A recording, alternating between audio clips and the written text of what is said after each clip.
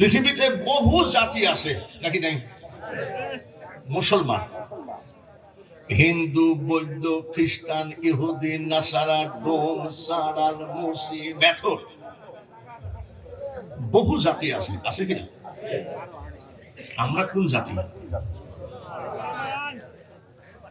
পৃথিবীতে যতই জাতি থাক, আল্লাহর কাছে মুসলমান জাতি হলো শ্রেষ্ঠ জাতি। মুক্তা বন্ধ না করে বলুন আলহামদুলিল্লাহ।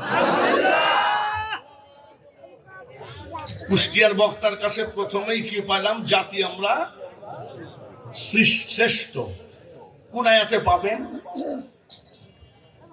হাক্কাত তুকাতিহি ওয়ালা তামুতুন্না ইল্লা ওয়া আনতুম মুসলিমুন। এই কথাটা কি আমাদের বানানো না আল্লাহর? আল্লাহর জবান দিয়ে যখন মুসলিমুন, মুসলমান শব্দ বের হয়েছে, আমরা কারণ হিংসা মিংসা বুঝি না, দলিল মলিল বুঝি না, আমরা আল্লাহর কাছে শ্রেষ্ঠ জাতি। কোরআনের আয়াত মোতাবেক বলেন আলহামদুলিল্লাহ। সব জাতিরই ধর্ম আছে, আমাদেরও ধর্ম আছে। আমাদের ধর্মের নাম কি? যতই ধর্ম থাকে না কেন, আমার মাওলার কাছে ইসলাম ধর্ম শ্রেষ্ঠ ধর্ম। কোন আয়াতে পাবেন? যেমন একটা আয়াতে পেলাম হাক্কাত তুকাতিহি ওয়ালা তামুতুন্না ইল্লা ওয়া আনতুম মুসলিমুন। আল্লাহ বলছে প্রকৃত মুসলমান না হয়ে কবরে এসো না, তাহলে আমরা শ্রেষ্ঠ জাতি। আমার আল্লাহ বলেন ইন্নাদ দীনা ইনদাল্লাহিল ইসলাম। ইসলাম আমার মনোনীত ধর্ম। বক্তার কাছ থেকে কি পেলাম? দুটো জিনিস পেলাম। জাতি আমরা শ্রেষ্ঠ, ধর্ম আমাদের শ্রেষ্ঠ। আমি কি গোরস্থানে ওয়াজ করছি নাকি যে হ্যাঁ না কিছুই নাই? জাতি আমরা কি? ধর্ম আমাদের কি?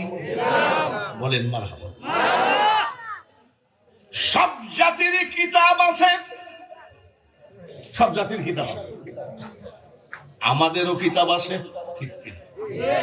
ওদের কিতাব বাথরুমে বসে পড়লেও অপরাধ বা গুনাহ হবে না, আর বিনা ওযুতে কাজ করা যাবে না, বিনা ওযুতে হাত দেওয়া যাবে না। কাদের কিতাব? জোরে বলে। কিতাবটার নাম কি? আশেপাশে গোরস্থান আছে নাকি? এই গোরস্থানে আমাদের কিতাব বাদে তামাম জাতিকে ডাকেন যে তোমরা মৃধা পড়ায় আসো, আমাদের গোরস্থানে তোমাদের কিতাবগুলো খতম করো। কি খাবার? সব খাওয়াবো। 1 মাস ব্যাপী যদি সমস্ত জাতির কিতাব আমাদের মৃধা পাড়া গোরস্থানে খতম পড়ে, বুকে হাত দিয়ে সত্যি কথা বলবেন কি হবে? কয়টা? একটা।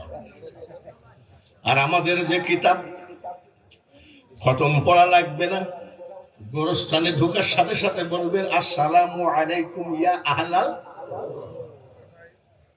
বিসমিল্লাহির রহমানির রহিম। ওরে মিয়া, খতম পড়া লাগে না, শুরু হয়ে গেছে। একটা অক্ষরে দেখি হবে কয়টা? ওয়ালা কুল্লি সালামিন সালসালিন কালফাখর وخلق الجن من مارج من نار فبأي آلاء ربكما تكذبان।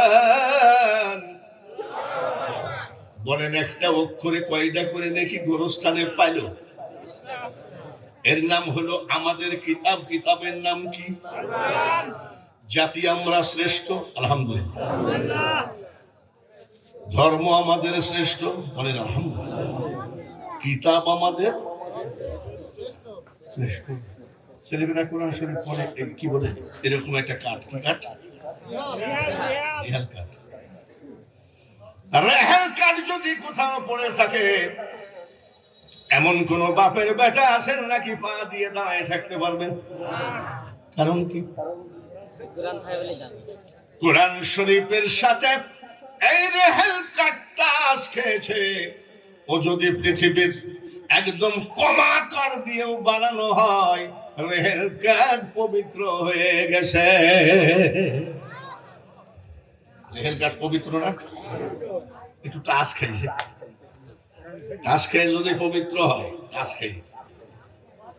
এই মানুষটা ধরলাম মৌলানা না, হাফেজ না, কারি না, নিজের নামাজ পড়াইতে গেলেও তো 20টা 10টা সূরা মুখস্থ আছে নাকি? নাকি এ তো সবারই আছে নাকি? রেহেল কাঠ যদি টাচ খেয়ে পবিত্র হয়ে যায়, যার ভিতরে 10টা ওই কোরআনের সূরা ঢুকানো আছে, এই লোকটা পাক না নাপাক? এতে বুঝলাম আমাদের কিতাব পাক এবং পবিত্র, আমাদের ধর্ম শ্রেষ্ঠ, আমরা জাতি শ্রেষ্ঠ। বক্তার কাছ থেকে পেলাম 3টা জিনিস: জাতি শ্রেষ্ঠ, ধর্ম শ্রেষ্ঠ, কিতাবও শ্রেষ্ঠ। এই কিতাব যিনি এনে দিয়ে গেলেন, সেই জবালে নূর পাহাড়ের ভিতরে বসে থাকতেন। 3500 ফিট উঁচু জায়গা। মা খদিজাতুল কুবরা খাবার টানতেন ওই জায়গায়। ওই গুহার মধ্যে বসে বসে কোরআন শরীফটা যে নবী নিয়ে এসে দিলেন, জাতি যদি শ্রেষ্ঠ হয়, ধর্ম যদি শ্রেষ্ঠ হয়, কিতাব যদি শ্রেষ্ঠ হয়, যে নবী কিতাব এনে দিলেন, তাম পৃথিবীর মাটিতে 1,24,000 পয়গম্বরের ভিতরে আমাদের পয়গম্বর ছোট না বড়? শ্রেষ্ঠ নবীর উম্মত আমরা। একবার বলেন আলহামদুলিল্লাহ। আল্লাহ খুব খুশি হচ্ছেন যে আজকে বৃদ্ধাপাড়া মাদ্রাসা এতিমখানা মাঠে দেখো আমার পাগলরা আমার কোরআনকে কত বড় করতেছে, আমার ধর্মকে কত বড় করতেছে, আমার কোরআনকে কত বড় করতেছে, আবার আমার হাবিবকেও বড় করতেছে। বলেন আলহামদুলিল্লাহ। আমাদের নবী ছোট না বড়? ইউটিউবে ওয়াজ আপনারা শুনেন নাকি? ইউটিউবে ওয়াজ শুনেন? আমি এক জায়গায় আসতেছি, একটু চা খাই। চার দোকানদার আমার ড্রাইভারকে জিজ্ঞেস করছিল, বাঙালি হুজুর বলে, দৌড়াই এসে করে, হুজুর আসসালামু আলাইকুম, ফজরের নামাজের পরে একখান ক্যাসেট আপনার বাজাই আমি। আলহামদুলিল্লাহ। হুজুর আমি আপনার খুব ভক্ত। আমার ভক্ত হলে হবে না, নামাজের ভক্ত হবে। ঠিক আছে, আলহামদুলিল্লাহ।